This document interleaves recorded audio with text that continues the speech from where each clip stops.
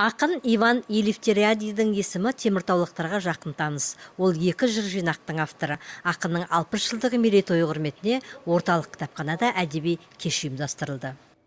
У нас сегодня мероприятие, оно посвящено творчеству. Иван Анатольевич безендіруші ақын талантты жан. Оның Бессонница атты жыр жинағы жарық көрген. Оның өлеңдері өзге де жыр жинақтарына енгізілген. Оның шығармасы өте жарқын, оқыған адамның жанына қуаныш сыйлайды. Жырларынан отанға, елге, теміртаулықтарға деген сүйіспеншілікті байқауға болады. Иван Анатольевич өлең жазуға бала күннен құштар болды.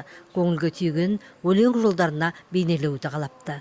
Мамандығын да осы жыр өнерден жақын етіп алыпты.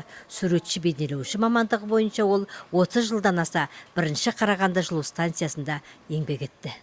Первое стихотворение появилось где-то в 1 классе.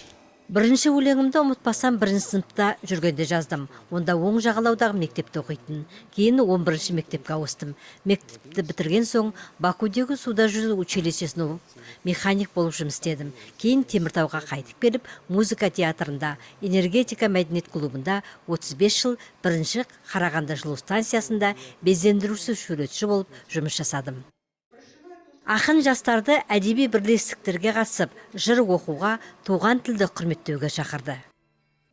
Мүмкіндікті пайдалана отырып, теміртаулық жастарды әдеби бірлестікке шақырғым келеді. Оларды өлеңді, жырды сүюге шақырамын.